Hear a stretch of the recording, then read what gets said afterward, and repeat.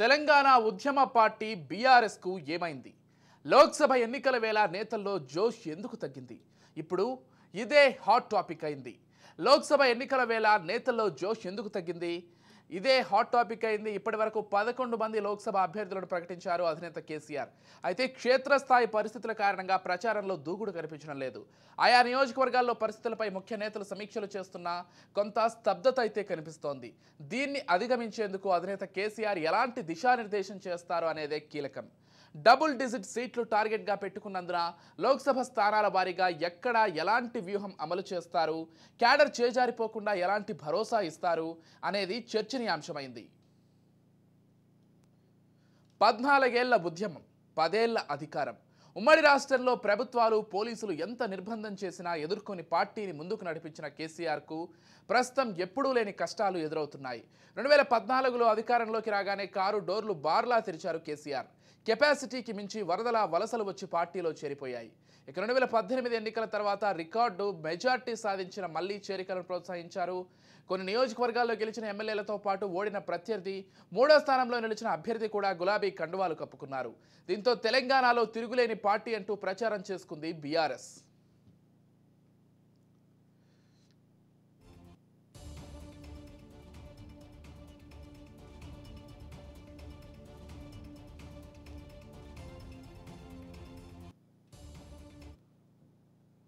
రెండు 2019 పార్లమెంటు సీట్లలో కూడా 11 స్థానాలను గెలుపొందింది.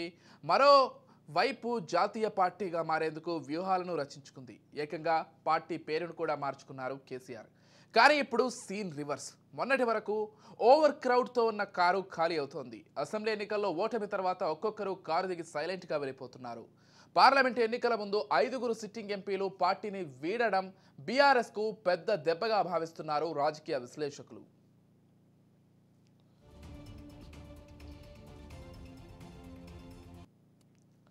Peddapalli MP Venkatesh Netha, Nagarkurnool MP Ramulu, Chevella MP Ranjith Reddy, Warangal MP Pasunuri Dayakar Congress BJP పార్టీలోకి మారిపోయారు. ఇక ఎమ్మెల్యే దానం నాగేందర్ కాంగ్రెస్ కండువా కప్పుకున్నారు. ఇప్పటికే జీహెచ్ఎంసీ డిప్యూటీ మేయర్తో సహా 4 కార్పొరేటర్లు కాంగ్రెస్లోకి వెళ్లిపోయారు. ఇప్పటికే వరుసగా ఒక్కొక్కరుగా ఎమ్మెల్యేలు సీఎం రేవంత్ రెడ్డిని కలిసి వస్తున్నారు. పార్లమెంట్ ఎన్నికల తర్వాత ఇంకా పార్టీని వీడే నేతల సంఖ్య పెరుగుతుందని అంచనాలు ఉన్నాయట.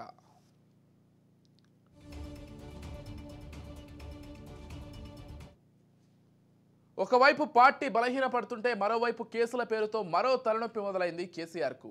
ఢిల్లీ లిక్కర్ కేసులో పార్టీ నేత కూతురు కవితను అరెస్టు చేయడం మరో దెబ్బ. ఇంకోవైపు రాష్ట్రంలో మాజీ మంత్రి మల్లారెడ్డితో సహా ఎమ్మెల్యేలు, పలువురు బీఆర్ఎస్ నేతలపై కాంగ్రెస్ ప్రభుత్వం రకరకాలుగా దాడి చేస్తోంది. ఇది కూడా ఇబ్బందిగా మారిందట. 24 ఏళ్ల భారత రాష్ట్ర సమితికి అన్ని వైపులా ఎదురుదెబ్బలే కనిపిస్తున్నాయట.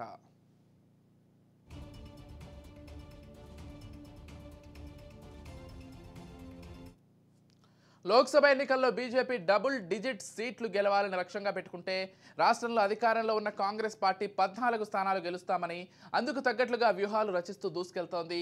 అయితే బీఆర్ఎస్ పార్టీలో మాత్రం ఆ జోష్ కనిపించట్లేదు.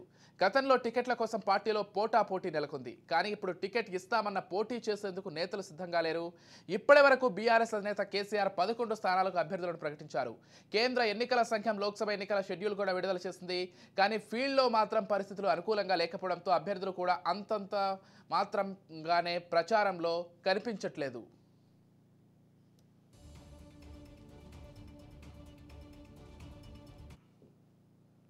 మొత్తంగా ప్రస్తుత బీఆర్ఎస్ పరిస్థితిపై మరిన్ని అప్డేట్స్ అందించడానికి మా ప్రతినిధి మహేందర్ లైవ్ ద్వారా సిద్ధంగా ఉన్నారు. చెప్పండి మహేందర్. విజయ్, ఉద్యమ పార్టీగా మొదలై ఆ తర్వాత రాజకీయ పార్టీగా ఒదిగి 2 సార్లు ముఖ్యమంత్రిగా, 2 సార్లు అధికారంలోకి వచ్చినటువంటి టీఆర్ఎస్ ఇప్పుడు బీఆర్ఎస్గా మారినటువంటి పార్టీ ఇప్పుడు ఒక్క ఓటమితో పూర్తిగా ఉనికి కూడా కోల్పోవాల్సిన పరిస్థితే వచ్చిందని చెప్పుకోవచ్చు. ఒకప్పుడు టీఆర్ఎస్ పార్టీ అంటే దాదాపు దేశవ్యాప్తంగా కూడా సంచలనం సృష్టించిన పార్టీ. 2 సార్లు అధికారంలోకి రావడం, ఒక ఉద్యమ పార్టీ 2 సార్లు అధికారం రావడం అంటే కూడా దాదాపు దేశవ్యాప్తంగా కూడా ఒక సంచలనం సృష్టించిన పార్టీ. ఆ తర్వాత ఢిల్లీలో చక్రాన్ని తిప్పుతాం, ఢిల్లీలో మొత్తంగా కూడా ఒక కూటమిలు ఏర్పాటు చేస్తామంటూ దాదాపు ఇటు కేసీఆర్ ఉద్యమ పార్టీ టీఆర్ఎస్గా మొదలైన తెలంగాణ రాష్ట్ర సమితిని కాస్త భారత రాష్ట్ర సమితిగా కూడా దాన్ని పేరు పెట్టారు. తర్వాత పరిణామాలు మనం అంచెలుగా చూస్తూనే ఉన్నాం. 2 సార్లు అధికారంలోకి వచ్చిన తర్వాత మూడోసారి అధికారంలోకి వస్తాం, ఖచ్చితంగా దేశ రాజకీయాలను మారుస్తాం, లౌకిక విధానాన్ని చేస్తామంటూ దాదాపు దేశ రాజ్యాంగాన్ని కూడా బీజేపీ మార్చే అవకాశం కనిపిస్తుంది. మేము దేశ రాజ్యాంగాన్ని కాపాడుతామంటూ మొత్తంగా మూడోసారి అధికారంలోకి వస్తామని భారీ అంచనాలతో భారీ ఆశలతో ఉన్న బీఆర్ఎస్ పార్టీకి ఒక్కసారిగా తెలంగాణ ప్రజలు ఇచ్చిన రిజల్ట్ మాత్రం చూసి పూర్తిగా ఓడలు బల్లవుతాయి, బళ్ళు ఓడలవుతాయి అనే విధంగా బీఆర్ఎస్ పరిస్థితి ఉంది.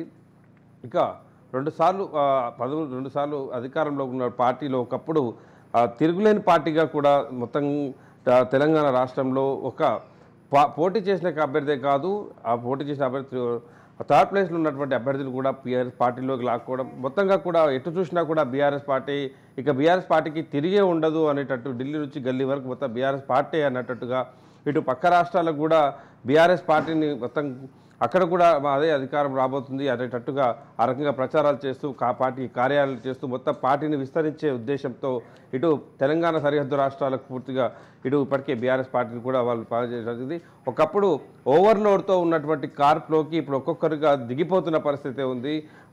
ఇప్పటికే ఎంపీలుగా ఉన్నటువంటి వారు కావచ్చు, తాజాగా గెలిచినటువంటి ఎమ్మెల్యేలు సైతం పార్టీని వీడుతున్న పరిస్థితి.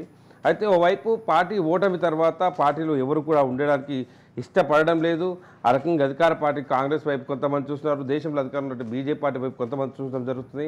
అలాగే ఓవైపు ఇప్పటికే 2 సార్లు అధికారంలో ఉన్నటువంటి బీఆర్ఎస్ పార్టీలో అధికారాన్ని దుర్వినియోగం చేస్తూ మంత్రులుగా కొనసాగినటువంటి వారు అనేక అరాచకాలు కూడా సృష్టించారు, అనేక అవినీతి ఆరోపణలు కూడా ఎదుర్కొన్నారు. ఆ రకంగా ఇప్పుడు అన్ని కూడా కొత్త ప్రభుత్వం వచ్చిన తర్వాత అన్ని ప్రక్షాళన దిశగా అడుగులు వేస్తుంటే దాంట్లో ఒక్కొక్కరుగా గతంలో ఏదైతే అధికారం దుర్వినియోగం చేసినటువంటి వారి పేర్లు కూడా బయటకు రావడం చూస్తున్నాం. మంత్రి మల్లారెడ్డి కావచ్చు, ఎక్సైజ్ శాఖ మంత్రిగా శ్రీనివాస్ గౌడ్ విషయం చూడవచ్చు. శ్రీనివాస్ గౌడ్ విషయంలో అయితే దాదాపు రోజుకు తవ్విన కొద్దీ అరచకాలు అన్నట్టుగా మొత్తం కూడా బయటకు వస్తున్నాయి.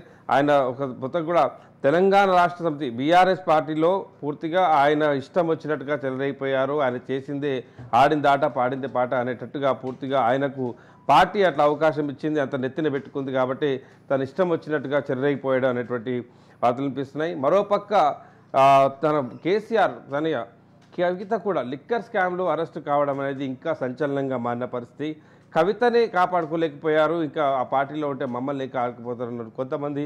ఇక ప్రతిరోజు కూడా సిద్ధాంతాలు అవి చెప్తున్నటువంటి బీఆర్ఎస్ పార్టీ ఈ సొంత కూతురే ఇలాంటి అవినీతి కేసులో దాదాపు కవిత లిక్కర్ స్కామ్లో ఇరుక్కోవడం అని దాదాపు జీర్ణించుకోలేదు. చాలామంది కూడా పార్టీ పెడుతున్న పరిస్థితి. మరోపక్క బీఎస్పీ పార్టీ లాంటి పార్టీలకు కూడా హక్కులు చేర్చుకునే ప్రయత్నం చేసినప్పుడు కూడా చాలామంది పార్టీని విన్న పరిస్థితి. ఆర్ఎస్ ప్రవీణ్ కుమార్ లాంటి వ్యక్తి పార్టీలోకి రావడం, పార్టీని దూషించిన వ్యక్తి, ఇవన్నీ కూడా ఈ సిద్ధాంతాలని భిన్నంగా ఉన్నటువంటి పార్టీలో మేము కొనసాగలేమంటూ దాదాపు బీఆర్ఎస్ను విన్న పరిస్థితి కొనసాగింది. ఇక డబుల్ డిజిట్ ఎంపీ స్థానాల్లో 2 స్థానాలు మొత్తంగా 14 నుంచి 17 స్థానాలకు గాను 14 నుంచి 15 స్థానాలు ఖచ్చితంగా గెలుస్తామని ఒక ధీమాతో ఉన్నటువంటి బీఆర్ఎస్ పార్టీ అధినేత కవిత అరెస్టు తర్వాత పూర్తిగా ఇక్కడ కూడా బీఆర్ఎస్ పార్టీ కార్యకలాపాలు కూడా లేని పరిస్థితి. ఒకప్పుడు బీఆర్ఎస్ పార్టీలో పోటీ చేయడానికి అభ్యర్థుల కోసం పోటీ పడి మరి రికమెండేషన్లు కావచ్చు, ఇటు కవిత నుంచి ఒకరు, హరీష్ రావు నుంచి ఒకరు, వర్కింగ్ ప్రెసిడెంట్ కేటీఆర్ నుంచి ఒకరు, కేసీఆర్ నుంచి ఇలా నలుగురు నుంచి రికమెండేషన్ అన్నట్టుగా పార్టీలో టికెట్ స్థానం దక్కించుకునేది ఒక పోటాపోటీ ఉండేది. ఇప్పుడు పోటీ చేయడానికి కూడా ఎవరు ముందుకు రాని పరిస్థితి ఉంది. ఇప్పటికే టికెట్ తీసుకున్న వారు కూడా కవిత అరెస్టు తర్వాత ఎవరు కూడా ముందుకు రావడానికి క్యాడర్ అయితే లేని పరిస్థితి. పోటీ అనవసరంగా టికెట్ తీసుకున్నామా అనేటువంటి పునరాలోచన చేస్తున్న పరిస్థితి కూడా కనిపిస్తున్న నియోజకవర్గాల్లో. ఆ లోకల్ బాడీ ఎవరు కూడా సపోర్ట్ చేయకపోవడం, ఓవైపు ఢిల్లీ లిక్కర్ స్కామ్లో కవితని అరెస్ట్ కావడం, ఓవైపు పార్టీ వర్కింగ్ ప్రెసిడెంట్ సైతం ఇప్పటికే పార్టీలు మారుతున్న వారిని అడ్డుకట్ట వేయకపోవడం, సో వాళ్ళని నమ్ముకొని ఎంపీ టికెట్ తెచ్చుకున్న వారు కూర్చోవడం తప్పితే ఇప్పుడు ఎక్కడ కూడా ఒక ప్రచారానికి వెళ్ళేది లేదు. కనీసం ఆ కార్యకర్తలు కలిసిన పరిస్థితి కూడా లేని పరిస్థితి కనిపిస్తుంది. సో పార్టీ వర్కింగ్ ప్రెసిడెంట్ సైతం ఢిల్లీలోనే అక్కడే ఉండిపోవడం, కేసీఆర్ సైతం ఎక్కడ కూడా మాట్లాడకుండా ఉండడం. సో ఇప్పుడు టికెట్ దక్కించుకొని ఇలాంటి పరిస్థితిలో కనీసం ప్రచారం కూడా ముందుకెళ్ళలేని పరిస్థితిలో, అయోమయ పరిస్థితిలో ఇప్పుడు ఎంపీ అభ్యర్థుల తీరు కనిపిస్తుంది. సో మొత్తానికి డబల్ డిజిట్ ఆశించిన వారు కనీసం సింగిల్ డిజిట్ కూడా వస్తుందా రాదా అనేటువంటి ఆలోచనలో బీఆర్ఎస్ నుంచి అభ్యర్థులు ఇప్పటికైతే మొదలుపడుతున్న పరిస్థితి కనిపిస్తుంది. సో చూడాలి. అల్టిమేట్గా ఒకప్పుడు వెలిగినటువంటి ఉద్యమ పార్టీ బీఆర్ఎస్ పార్టీ తెలంగాణలో ప్రజలు 2 సార్లు ఆ హక్కులు చేర్చుకున్న పార్టీ ఒక్కసారిగా అవినీతి ఆరోపణలో కూరుకుపోయి పూర్తిగా ఉనికే ప్రశ్నార్థకంగా మారిన పరిస్థితి ఇప్పుడు నెలకొన్న పరిస్థితి విజయ్. ఎస్ మహేందర్, అంటే ఇప్పటికే ఎంపీ ఎలక్షన్స్లో మనం గమనించినట్లయితే అసలు బీఆర్ఎస్ సైడ్ అయిపోయి పూర్తిగా బీజేపీ వర్సెస్ కాంగ్రెస్ గానే పోటీ కొనసాగుతున్నట్లుగానే ముఖ చిత్రం కనిపిస్తోంది. అంటే రేపు ఎంపీ ఎలక్షన్స్ తర్వాత మరింత మంది నేతలు కావచ్చు, మాజీ మంత్రులు సైతము అటు కాంగ్రెస్ లేకపోతే బీజేపీ వైపు చూసే అవకాశం ఉంది. అంటే ఇప్పుడు జరుగుతున్నటువంటి వలసల కంటే మరింత ఎక్కువ వలసలు వెళ్ళే అవకాశం ఉందని కూడా కొంతమంది భావిస్తున్నారు. దానికి సంబంధించి ఎలా చూడాలి మహేందర్? ఇప్పటికే బీఆర్ఎస్ పార్టీని వీడిపోయినటువంటి ఎంపీలు కావచ్చు, ఎమ్మెల్యేలు కూడా ఒక్కొక్కరుగా రిజైన్ చేసిన పరిస్థితి కనిపిస్తుంది. ఇటు దానం నాగేందర్ విలార్ ఇప్పటికే ఇంకో 5 మంది సిద్ధంగా ఉన్నారు. మొత్తం 20 మందితో కూడినటువంటి ఒక టీమే మొత్తం కాంగ్రెస్ పార్టీలోకి వస్తుందనేటువంటి వార్తలు వస్తున్న నేపథ్యంలో ఇటు అభ్యర్థులు మొత్తం కూడా అయోమయం ఉన్న పరిస్థితి వాస్తవం. కాకపోతే దీంట్లో కాంగ్రెస్ వర్సెస్ బీజేపీ అనేటట్టుగా ఉన్న ఒక పోటీ అయితే నెలకొన్న పరిస్థితి. కేంద్రంలో మోదీ హవా ఒకవైపు కొనసాగుతూనే ఉంది. రాష్ట్రంలో కొత్తగా 2 సార్లు ఇక్కడ అధికారం చేపట్టినటువంటి బీఆర్ఎస్ పార్టీ నుంచి ఏదైతే ఇబ్బందులు ఎదుర్కొన్న వారంతా కూడా మాకు ప్రత్యామ్నాయంగా కాంగ్రెస్ పార్టీ ఉంటే చాలనేటటువంటి రాష్ట్రంలో ఇటువంటి ఒక పరిస్థితి ఉన్న పరిస్థితి. సో కాంగ్రెస్ వర్సెస్ బీజేపీ ఈ 2 మధ్యనే ఇటు పార్లమెంట్ ఎన్నికలు కొనసాగి తప్పితే బీజేపీ నుంచి బీఆర్ఎస్ మాత్రం ఎలాంటి పోటీ ఇవ్వదని ఆ పార్టీ నేతలే కొన్ని ఛానళ్ళకి ఇస్తున్న ఇంటర్వ్యూల్లో సూటిగా కూడా చెప్తున్న పరిస్థితి కనిపిస్తుంది. మా పార్టీ పోటీ అనేది చాలా కష్టతరమైంది, మేము సింగిల్ డిజిట్ కూడా కనీసం గెలుస్తామా లేదా అనేటువంటి ఆలోచనలో మేము ఉన్నామనేటువంటి విషయాలు పార్టీ నేతలే బహిర్గతం చేస్తున్న పరిస్థితి కనిపిస్తుంది. దీన్ని ఖండించే వారు సైతం పార్టీలో లేకపోవడం, కనీసం పార్టీ వర్కింగ్ ప్రెసిడెంట్ కేటీఆర్ అందుబాటులో లేకపోవడం, అసలు పార్టీలో ఎంతవారు ఉన్నారా లేదా, పార్టీలో ఉండాలా లేదా అన్నట్టు దాదాపు ఎక్కువ మంది కూడా ఆలోచించుకోవడం. సో పార్టీకి అయితే బీఆర్ఎస్ పార్టీకి మాత్రం ఎవరు కూడా పని చేయడానికి కార్యకర్తలు సిద్ధంగా లేరు, పని చేయించుకోవడానికి నాయకత్వం సిద్ధంగా లేదని చెప్పొచ్చు. ఈ పార్లమెంట్ ఎలక్షన్ మాత్రం ఖచ్చితంగా తెలంగాణలో బీజేపీ వర్సెస్ కాంగ్రెస్ అనేటట్టుగానే కొనసాగే అవకాశం స్పష్టమవుతున్న తీరు ఇక్కడ కనిపిస్తుంది. Right, thank you Mahender.